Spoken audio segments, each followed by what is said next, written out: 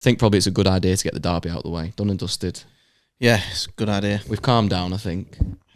Oh, no. Get that mic. I thought we were both going to go, right, That's it. It's derby time. How do you do this? yank it out. Hope that doesn't break. We're on a shoestring budget, like Pep Guardiola. We can't afford to buy new ones. Actually, let's start the lineup. So when we was at the bar and we found out what he was playing. Erik ten Hag's tactical lineups. Tactical. That I was very shocked at. If the players that are available on the bench, I mean, to me anyway, if you're available on the bench, you're available to play, in my opinion. Yeah. So, in my head anyway, those players, if they can play, even if you get like start. 70 minutes, and then like I would sooner see those players start the game and not make it to 90 minutes than come on for 20 when you can't change it. Yeah. Like, it doesn't really make sense. Because if you try and get a goal early on, you can always just throw loads of defenders on or whatever. But we might have to look into it, which is probably something we should have done before the game. Maybe somebody's put a graphic together online. I think that's probably the first time that back four's played. Because I think the wing backs have played, but I don't think Evans has played with Maguire with those wing backs. I think Evans played with Maguire at Burnley. With Lindelof and Deleuze. That's what I mean. I don't know about Lindelof. I think as a back four, that's a first. Certainly in the Premier League, I think. Even if it's a second, it's not good. No. Putting him against City. I think that what he's on about with the tactics, I think he's on about Evans' ball playing ability compared to Varane's. I think he wanted someone that's got better ball playing ability. It's interesting as well because it means Maguire's had to play on the right side of centre-back and he normally would play on the left side. Well, he would with other managers, and obviously if Varane's there, he plays on the left.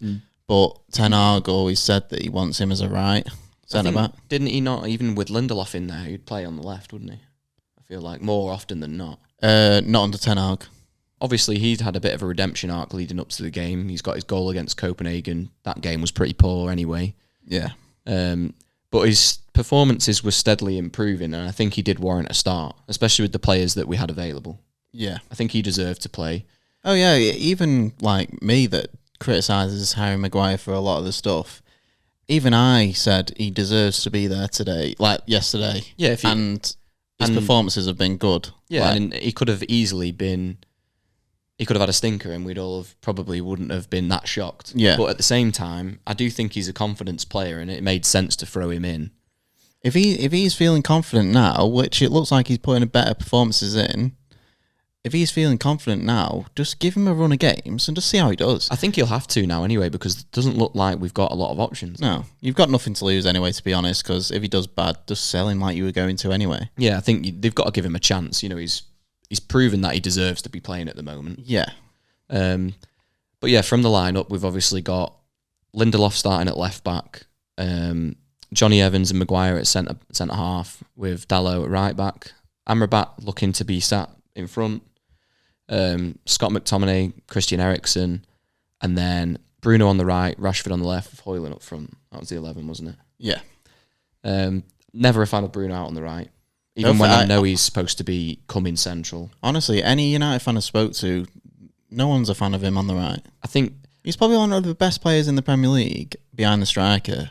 And Ten Hag always like pushes him out to the right on big games. I know people disagree based on the way that the game went and just recency bias anyway, but I've said it before and I'll say it again. He is comfortably the best player in that squad. He's the best player that Manchester United have, Bruno Fernandes. Has been since he signed. Yeah. He has had patches here and there. He's had good patches. He's had slower patches, but he's ever present in the team. And in terms of ability and how hard he works, he's probably clear of the rest of them. Yeah. So the lineup going forward, I didn't hate it. I wasn't a big fan of McTominay and Eriksen. We had a bit of optimism, didn't we, on the day? Like you would. You always do, especially after you put a few beers down your neck. We were all out. But then the game starts and... Obviously, a gloss over, and I'm going to cover it in ridiculous detail. But the first half, all in all, although City were probably more dominant, which you'd expect, I don't think it was a horrendous performance in the first half. It wasn't, but it wasn't great. No, so obviously it was 3-0 to City in the end. But the fact that Ten Hag says, obviously we don't agree with him that the first half performance wasn't bad. But it's the fact that he comes out and says, like, the game plan was executed, like, fine. Yeah, he seemed very happy with that first half. Yeah, but it was nothing. Like, we didn't really threaten. He was like, we created some chances. No, we didn't really, did we? We had, a P-roller at Edison. There were a bit of nothing chances. Scott McTominay had one that he hits straight well, but he hits it right at Edison. Yeah. I've seen them all saying, great save. It's a reaction save. It doesn't have to move. If he doesn't save it, you're thinking, wow, what a howler. Yeah, so he has to make it. Fair enough, he makes it. McTominay doesn't work him enough, in my opinion, but it is a bit of a snapshot. He doesn't really have the time or the movement with the players that are closing him down. He's just thinking about getting power. He's got to get the shot away, really. Yeah. So I can't discredit that too much. The penalty's been a big talking point, I feel like, and I've seen a multitude of different perspectives on this now. Yeah, so obviously towards the end of last night, I was watching it back and I was like, yeah, it's a penner for me. But like, obviously, the more and more you watch it, even in like at the same pace of the game when we was watching it, no one even knew what we were stopping for. No. There was only 2 people that appealed, and it really came from one person appealing. Rodri appeals. Grealish won it. I think John Stones appeals. Right. Because he had a part to play in the build-up. So John Stones blocks Harry Maguire, so he can't properly mark the run of Rodri, or something across them lines, and it delays his run a little bit. So I think because John Stones' part to play in that build-up is to allow the run of Rodri, John Stones has also seen the incident. But those were the only 2 that sort of appealed. The play just carried on. Yeah. You lot, yesterday, you said, Rodri's going to be nowhere near the ball, so how can you give it a pen? You just let it carry on. And I was like, I was thinking all night, like, are they the rules? Like, what are the rules? I couldn't find it anywhere. I do disagree even with what I was saying there from yesterday. It's like a different perspective over time, but I would say I don't think he's getting to the ball. But equally, does that matter or not? Because if you take a man down in the box off the ball, it's still a foul and it's still a penalty. I just think, even if you watch that build-up and you look at all the players in shot, everyone's making runs. There's 3 or 4 players that are all making contact with each other. It's a physical sport. And I know that's the most extreme case where you've seen an arm go across. I think it's a dive. I don't think Rodri's getting there. I think he feels the contact and goes down. Yeah. And that's why he's the one appealing and nobody... Because if you watch him, he's almost straight-legged when he goes to the floor. It's like when people do planking, it's like he planks in midair. The movement of his legs stop. And that, to me, doesn't really happen with a slight touch on your chest. People are saying it's a drag back. He doesn't even have a handful of his shirt. I think it's very soft, and if it is a penalty, which I'm not saying it isn't, then my issue with it is you see them all the time. And we even saw another instance of it in the same game with Maguire. Maguire did it to Haaland. It was probably worse. That was worse. And it didn't get a second look. No. Haaland didn't even really appeal for it. No. And he was getting thrown around. He was getting hugged. Maguire was hugging him for a good 5 minutes. And it didn't even get looked like you say. So, honestly, I didn't know what he was on about, that ref, that game, to be honest. Like, if it's not clear and obvious at the very start, well, what's the point? That's it. VAR have actually intervened, word in his ear, and said, you want to come and check this. Yeah. I don't think that's a clear and obvious error, personally. People might disagree. But now, you'll just get... VAR have just caused it for themselves again, because you'll just get people going, right, that happened in the derby last week. Why hasn't it not happened there? Yeah. We've seen worse. Every single game now. We've seen worse, and I know this will sound like red-tinted glasses on and all this, but Saliba or Gabriel, whoever it was, I think it's Saliba, on Hoyland. Gabriel. Came on. Was it Gabriel? I think so, yeah. That is miles worse than what we saw yesterday. Yeah. And people were saying that wasn't a penalty. So whatever people's warped perspective of this is, to me, they're saying you can't have hold of someone. He doesn't even have hold of him. It's an arm across him to slow the run. Even if he's not dived, he's bought that penalty. I'm not being funny. I know Hoyland looks like he's quite a strong lad. I don't think he has the strength with one arm without grabbing him to push Rodri to the floor when he's running a sprint. And VAR looking at it, the commentators were like, yeah, so VAR actually confirming, VAR actually looking to see if Rodri will get there to determine if it's a penalty. And everyone says, like, he's not getting there. It's going over his head anyway. I don't want to dwell on it too long, but why I find it frustrating is, and I'm not saying that we stood a massive chance of winning the game anyway. It's cracking me up now that I feel like I'm not as aggressive as I was when I first picked the mic up, and now it feels very casual. I know, we've gone a bit tame, haven't we? Let's put them back in. It was more of a bit, that was. In that part in the game, we were coping to an extent. They still had more chances. We were still struggling. It still didn't look good. But the penalty was a turning point. Like, we got in at half-time. Great. But we could have gone in at half-time 0-0. Not saying that we would have, but you don't know how...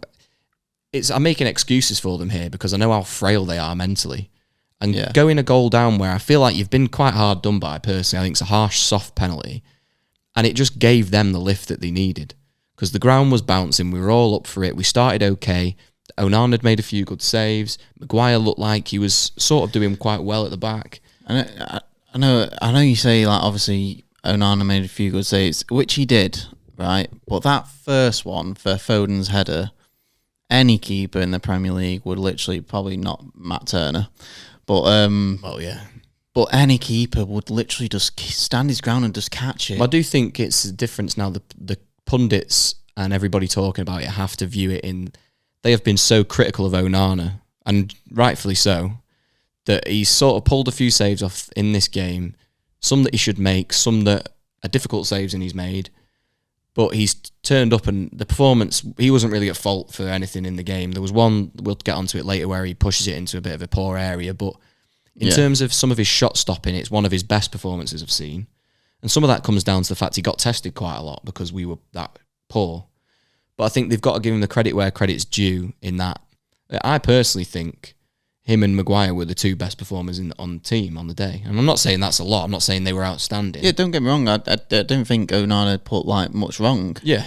But it's just them saves every single game. Like, just simple. Oh, yeah, you've got to make them. The first one, he makes sort of a Hollywood jump at it. I don't really know why he's tried to save it in that way. It just looks like he's done it for the cameras. What's more impressive, really, is his actual recovery, and then Maguire clears it out for a corner. His recovery is more impressive because he's scrambling on the floor at that point. Yeah. But he's put himself in that situation. Yeah, he shouldn't even be scrambling. So he has to recover. Yeah. We then have something that wasn't on Match of the Day, haven't seen it covered on Sky, and the hour-long amount of footage that they've had was the Højlund chance. So maybe there was really nothing in this, but to me at the ground it seemed like it was at least a talking point, even if they got the decision right. There must have been something in it because obviously we're at the other end of the stadium when we're watching it, and I was looking everywhere today to try and find it. I couldn't find it anywhere. See, I'm happy to say that's soft and it's not a foul, whatever, because I don't think the penalty's a foul. But they're putting me in the perspective where I have to discuss it because they've given one. Yeah. And whether he's outside the box or not, if it's a drag back and he's last man, it's a red card. Yeah. So how have, even if it's not a penalty, if it's a free kick or whatever, and I think if Rasmus Højlund goes down there, I think that gets a VAR check, and I don't think it did get one. Second half then, this is where I'll give City more credit. I'll give City credit for the first half anyway. What was that second half? What was the second goal? It was the Haaland one, wasn't it? It was the header, yeah. That was Delo out of, like, you was going mad at Delo at the time. I want him to succeed. I want every player to succeed. He's got the passion when not really the ability to be at a top club like United, to be honest. I even said to you before that there was some things he was doing going forward where I thought he was taking some good touches. He was buying a few yards to play a ball. And I'll commend that. He was trying to do the right things. And I don't think he's not trying to do the right things, but there was this understanding between him and Bruno, and it was the same on the other side with Lindelof and Rashford. It was non-existent. And Rashford's tracking was poor anyway. Don't even get me started on him at the moment. We noticed that Delo was getting double-teamed all game. No one was dropping in. Yeah, but sometimes, right, obviously we don't like him. We don't think he's good enough and everything, right? I wouldn't say we don't like him, but we don't think he's good enough. But when you're putting a different winger on his side every single week, like Ten Hag's doing, what do you expect from him? You can't build a relationship there.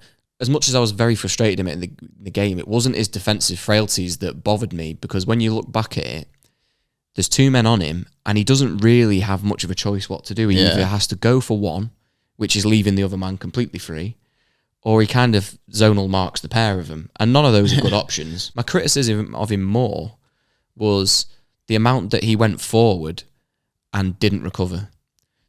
Like the one where he scores, he's gone up the pitch trying to drive the ball forward. Great. I've not got a problem with that, or making a run or anything like that. But then when he sees Bruno's now in his position doing his job for him, bust the gut and get back. Yeah. And a lot of them are critical. It's not just him. No. A lot of them are the same. It brings you to Rashford though, because the manager is literally starting Rashford week in, week out, and he's saying that, oh yeah, he'll start scoring soon in these press conferences and that. But Rashford's not that special player that can afford to, do you know, like Messi, they can afford to walk about and that and not press as much. Rashford's not that player. He's not special enough. Well, a lot of players haven't earned that right. Even Ronaldo, when he came back, fans were fuming. Yeah, yeah. And that's Cristiano Ronaldo, 5-time Ballon d'Or winner, that's won everything at your football club. But in order for Rashford to be consistent and go to that extra level, he needs to be pressing and busting a gut week in, week out, because he hasn't got that ability. As much as he might think that he's got the ability to be this world-class player, I think the money's gone to his head. Or the social media's gone to his head or something, because he is not special at all. I don't know. He's average. I don't know what it is with Rashford, because I do believe the ability is there. When you see him for England, but he looks good, doesn't he? He looks like a confidence purple patch kind of player. Yeah. Because you never see, although he's had seasons where if you look at the season as a whole and you analyse it differently, he gets the numbers in the course of a season. But he gets those numbers at a very confined point of a season. They're not normally, he gets, it's like last year, he had that incredible run of goal scoring. Yeah. Every time we scored in any game, it seemed like it was Marcus Rashford. That's for a new contract. He was great. He's got his new contract, and he looks like everything's against him. He looks like he's there, and he's saying, I'm the fucking star man of this team, and we're shit. Pass me the ball and we'll win. But that's do you know what I mean? That's like how his mindset looks to me from the outside. Well, that's the contract getting to your head. I'm the main guy because I'm the most paid, and it's just like you're nothing special, and it's just United doing shit negotiating again. Ten Hag, as this is the second time Ten Hag's had a massive boo from the crowd, the home fans, for taking Højlund off. In what world do you take off your number 9? No, actually your number 11, but your number 9. Yeah. That's actually the only one running. He's trying to make things happen with limited options. You've got wingers that want to cut in, so they're not really making runs and building relationships with him and putting the ball in for him. So that's difficult for him coming into a new team. And all he's really got to work with is your typical number 9 play, where he's taking the ball over his back to the goal and he's bringing people into play. He's trying to make something happen. He's trying to make it work, but he's feeding off scraps. Yeah. And we've even seen when he does get the opportunity to run in behind, he can do it. He's quicker than people think. I actually watch him closely on the last few games, and you can see his running, like his off-the-ball movement and that. They're actually really good. But he doesn't have, like you say, the wingers that actually want to put him in. You look at the amount of times Rashford can put him in, difficult to say on the other side because the right wing position's been so chopped and changed, and we didn't have a winger playing it this week. It completely changed the dynamic of that team. United conceded the second worst XG so far this season out of any game played in the Premier League against City this weekend, which is an XG of 4. And it was only marginally better, if you can say better. And that was Brighton against Luton on one of the first weeks of the season. Oh, yeah. And so that's an idea for you from how much control City had in the game and how many chances they had. The next one I've got for you is I've got a list here of 6 United forwards. It's Anthony, Garnacho, Højlund, Martial, Rashford and Sancho. I think I've seen this. It compiles the minutes that they've played, the goals and assists and the expected goals. And between them all, they've got a goal and assist, and that's actually Rashford on his own. None of them have got a contribution bar that. And Rashford's probably one of the worst ones out of them, actually. So out of all that money spent, all those players, and I just wanted to throw it out there because all those players combined have less Premier League goals this season than Mudryk. So I thought people would enjoy that stat because he was our flop to watch. Shall we end it there?